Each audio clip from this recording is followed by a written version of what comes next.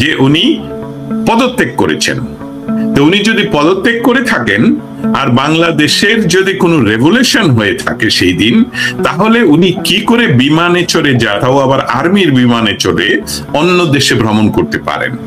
তাহলে অবশ্যই তিনি পদত্যাগ করেননি, এটা দিয়ে প্রমাণ হয় উনি অবশ্যই পদত্যাগ করেননি। এবং তখনও পর্যন্ত বা এখনো পর্যন্ত উনি প্রধানমন্ত্রী ছিলেন বলেই তার এই বাংলাদেশে তার সরকারের অনুগত সৈন্যবাহিনীর কিছু অংশ তাকে রক্ষা করার জন্য হোক আর যে কোনো কারণে হোক, সেটা আমরা পরবর্তী কোনো সময় বিশ্লেষণ করব বা খুঁজে পাবো, তাকে অন্য একটি দেশে আশ্রয়ের জন্য তারা গার্ড দিয়ে নিয়ে গিয়ে সেখানে একদম সিকিউর ভাবে পৌঁছে দিয়ে সেই বিমান আবার ফিরে চলে আসে।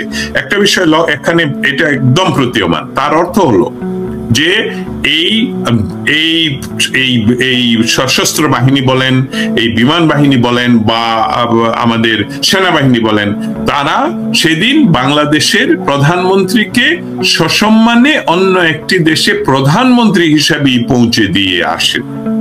তার পরবর্তীতে ওনারা যে কাজগুলো ওনাদের নিজের মুখে করলেন, বললেন, স্বীকার করলেন, যেটা আপনার প্রশ্নের ভিতরে হলো, তারা বাংলাদেশে মবস তৈরি হচ্ছে, কিলিং হচ্ছে, মানুষের বাড়িঘর দখল হচ্ছে, মানুষকে হত্যা করা হচ্ছে, পুড়িয়ে মারা হচ্ছে, রেপ হচ্ছে, বা বঙ্গবন্ধুর সমস্ত মোরাল ভেঙে দেওয়া হচ্ছে, 32 নম্বরকে পুড়িয়ে দেওয়া হচ্ছে, সমস্ত কিছুতে তারা কোনো বাধা প্রয়োগ করলেন না। তার অর্থ হলো তারা ইচ্ছা করেই সেটা বাধা প্রয়োগ করলেন না, যেটা প্রমাণ করে ফেলছেন আপনার প্রশ্নের মাধ্যমে। আরেকটা মেটিকুলাসলি ডিজাইনের একটি অংশ আমি উত্থাপন করব, সেটা হলো আপনার প্রশ্ন ছিল এতে কি ডক্টর ইউনূস এটার মধ্যে দায় নিবেন কিনা।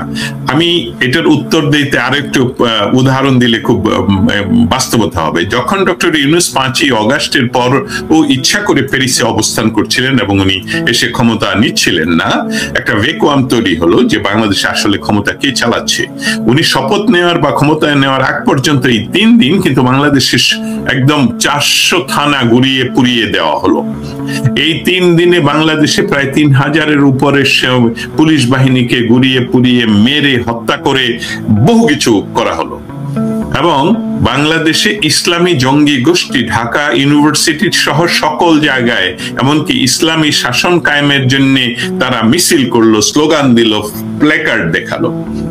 আমি এই টেস্ট কেস আপনার প্রশ্নের আমি যখন এটা বললাম যে ডক্টর ইউনূস নিজকে দায়বদ্ধতার ঊর্ধ্বে রাখার জন্য ইচ্ছা করেই, আমি তখনই বলেছি ইচ্ছা করেই উনি ক্ষমতা নিতে দেরি করছেন, এর ভিতরে গ্রাউন্ড তৈরি হচ্ছে, এর ভিতরে পুলিশ নিধন হচ্ছে, এর ভিতরে আওয়ামী লীগ নিধন হচ্ছে, এটা দায় উনি নিবেন না বলেই উনি 5 দিন বা 3 দিন উনি ক্ষমতায় নেননি।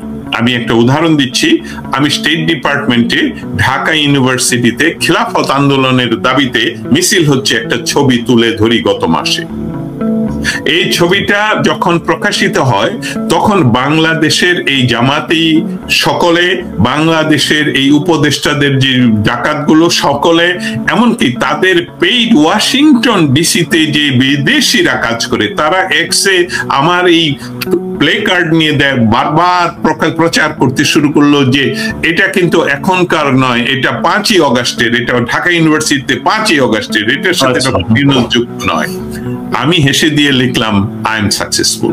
আমি জানতাম যে তোমরা এটা করবে, এটা বলবে, এবং এটা অচিরেই ভবিষ্যতেও বলা হবে। এই পুলিশ হত্যার সাথে তো আমি ডক্টর ইউনূস যুক্ত নই, কারণ আমি তো তখন প্যারিসে ছিলাম। এটা হলো তাদের ক্লেম। কিন্তু আমাদের মতন লোকেরা যারা এভিডেন্স নিয়ে কাজ করে, যারা আমরা কিন্তু যে প্রশ্নগুলি তুলে ধরি আন্তর্জাতিক মহলে, আমরা উত্তর পাওয়ার জন্য কিন্তু তুলে ধরি না। আবারও বলি, উত্তর পাওয়ার জন্য তুলে ধরি না, আমরা রেকর্ড করার জন্য তুলে ধরি, অন দ্য রেকর্ড, এটা থাকার জন্য যে উই আস্ক দিস কোশ্চেন, এবং আমাদের এই প্রমাণগুলো রয়েছে। অতএব ডক্টর ইউনূস মেটিকুলাসলি ডিজাইন করেই এই বাংলাদেশের জামাত গং দিয়ে, কারণ আপনারা জানেন যে 71-এর পরাজিত আল বদরের যে ট্রেনিং সেটা কিন্তু কন্টিনিউয়াসলি বাংলাদেশে চলতো, যেহেতু গণতান্ত্রিক পন্থাকে গত সরকার, মানবাধিকারকে গত সরকার মূল্য দিতেন বলেই এদেরকে নিষিদ্ধ ঘোষণা করার পরেও এদেরকে সমলে উৎপাদনে মানবাধিকারের প্রশ্নে করেননি। আমি একটা উদাহরণ দিই আরো, যে মানবাধিকারের প্রশ্নে বয়সের কারণে বা বাংলাদেশ বিরোধী গোলাম আজমকে ফাঁসি না দিয়ে তাকে সসম্মানে মরতে দেওয়া হলো যাবজ্জীবন কারাদণ্ডের মাধ্যমে। বিষয়টা লক্ষ্য করবেন, এখানে কিন্তু মানবাধিকারকে সম্মান জানানোর জন্য কথা করা হলো, কিন্তু দেশ বিরোধী শক্তিকে কিসের সম্মান? এটা তো হতে পারে না, এটা কখনোই এটাই ছিল মেইন সমস্যা। অতএব বাংলাদেশে যে ঘটনাগুলো ঘটলো এটার দায় নিতেই হবে বর্তমান যে সরকার, অসাংবিধানিক অর্থ হইল অবৈধ সরকার। এই সরকারকে সম্পূর্ণ দায় নিতে হবে, তাদের সাপোর্টারদেরকে দায় নিতে হবে, এবং তারা জীবিত থাকুক আর মৃত থাকুক, যে কোনো সরকারের সময় এই দায়বদ্ধতা থাকবে। এবং 5ই অগস্ট থেকে 7ই বা 8ই অগস্ট পর্যন্ত ডক্টর ইউনূস অনুপস্থিত থাকার কারণেও উনি রেহাই পাবেন না, কারণ উনি এটাকে সাপোর্ট করে গেছেন এবং পরবর্তীতে উনি বারবার বলেছেন যে আমি এই রেভুলেশনের সাথে আগে থেকেই যুক্ত ছিলাম এই মেটিকুলাসলি ডিজাইনের অংশ হিসাবে। আরেকটি কথা বলে শেষ করবো, সেটা হলো ডক্টর আসিফ নজরুল আজকে উনি খুব শক্তিশালী ভাবেই, লজ্জাহীন ভাবেই বলেছেন যে এই যে আজহারকে মুক্তি দেওয়ার কারণে বাংলাদেশে ন্যায় বিচার প্রতিষ্ঠিত হচ্ছে এবং এটা জুলাই যোদ্ধাদের কৃতিত্ব। অতএব এই যে যারা এই কৃতিত্ব দাবি করবে, পক্ষ দুইটা হেরে গেছেন বা বিজয়ী, আজকে তারা বিজয়ী, তারা বলছে কৃতিত্ব। বাংলাদেশ যেদিন বিজয়ী হবে তখনই এটা হবে অপরাধ। এবং এটা বাংলাদেশ যেহেতু 71 সনে বিজয় অর্জন করেছে আমাদের ডক্টর নুরুন নবী এর মতন বীর মুক্তিযোদ্ধাদের যুদ্ধের মাধ্যমে, অতএব এই বিষয়টাই হলো বিচারাধীন। এবং আপনাদের আসিফ নজরুল, আমাদের ডক্টর ইউনূস সহ সকলের বিচার হবে দেশদ্রোহিতার। ধন্যবাদ। ধন্যবাদ। আমরা আসলে এই বিষয়টা নিয়ে আরো অনেক আলোচনা করার ছিল, আমাদের সময় আসলে ফুরিয়ে যাচ্ছে। আমরা সমসাময়িক কিছু বিষয় আমাদের প্রশ্ন না করলেই নয়, জানা দরকার আছে। এই কারণে আরেকটি বিষয় প্রশ্ন করব আমরা এই বিষয় থেকে গিয়ে। জনাব নুরুন নবী, ডক্টর নুরুন নবী, আপনি কিছু জানেন যে গত সপ্তাহ থেকেই বাংলাদেশে একটা নাটক চলছেন, সামরিক বাহিনী বনাম সরকার। সামরিক বাহিনীর কিছু বক্তব্য আপনারাও জানেন, আপনারা তুলে ধরেছেন, তারা তাদের বক্তব্য দিয়েছে। এর প্রেক্ষাপটে ডক্টর ইউনূস সাহেব তিনি পদত্যাগ করার একটা নাটক তৈরি করলেন।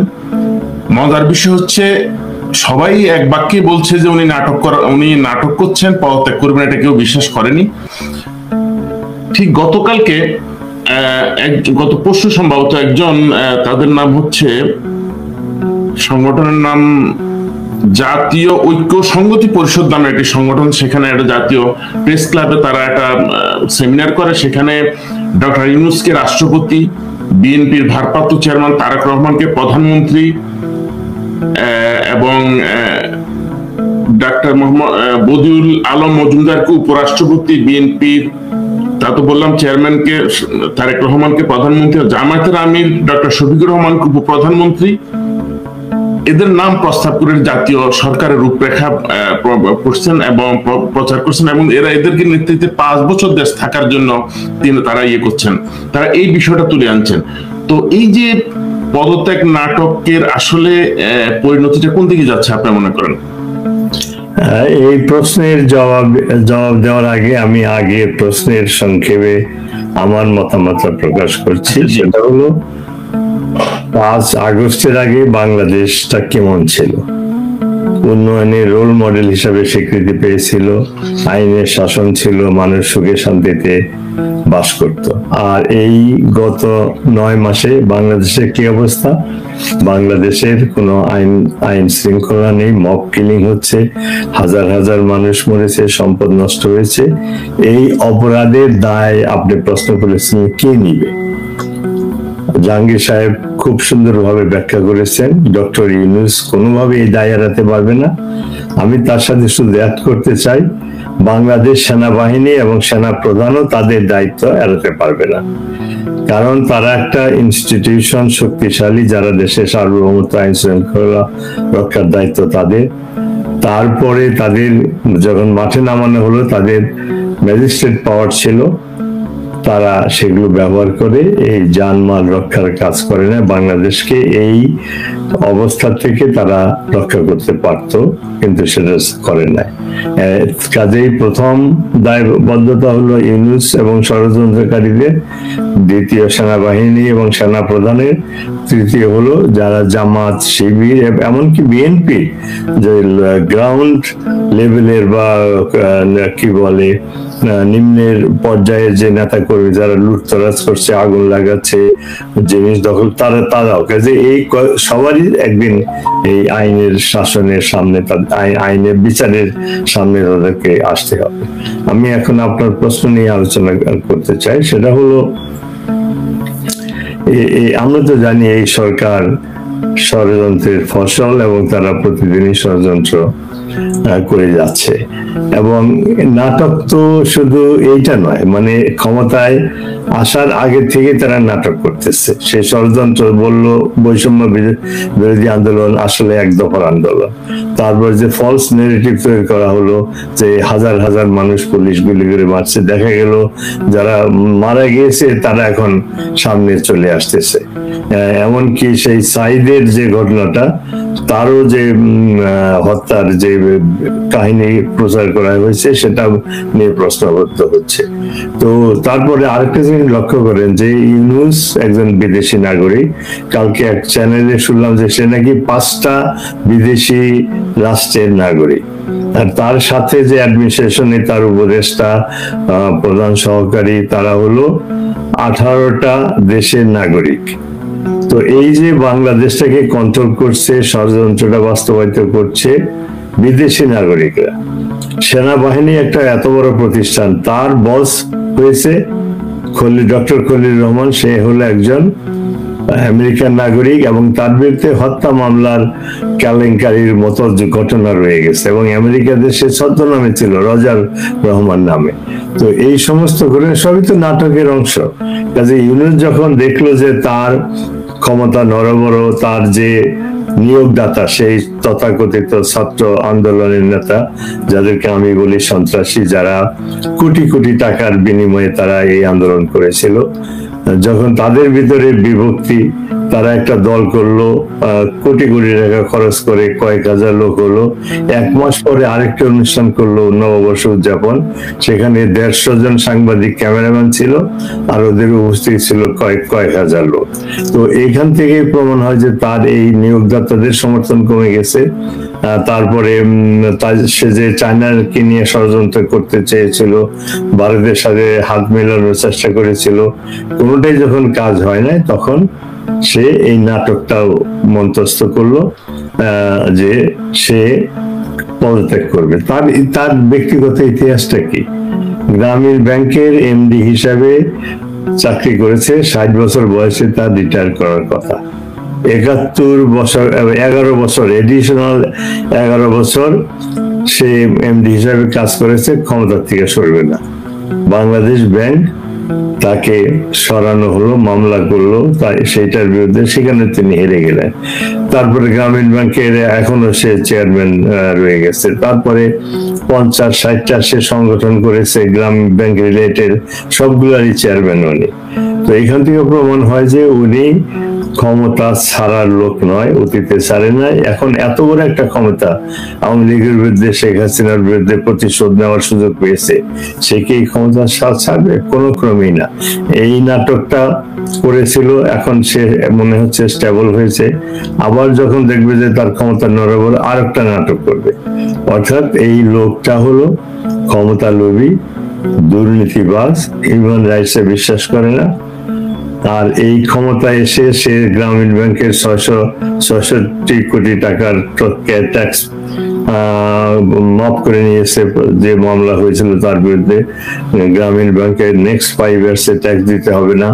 সে হিউম্যান ইম্পোর্ট করার যে একটা লাইসেন্স নিয়েছে, একটা বিশ্ববিদ্যালয়ের লাইসেন্স নিয়েছে, অর্থাৎ ব্যক্তিগতভাবে সে লাভবান হচ্ছে। সে একজন দুর্নীতিবাজ, সে দেশটাকে বিক্রি করে দিতে তার এক মুহূর্তও লাগবে না। অলরেডি সে আমেরিকাকে ব্ল্যাঙ্ক চেক দিয়ে দিয়েছে যাতে তাকে সাপোর্ট করে ক্ষমতায় সে থাকতে পারে।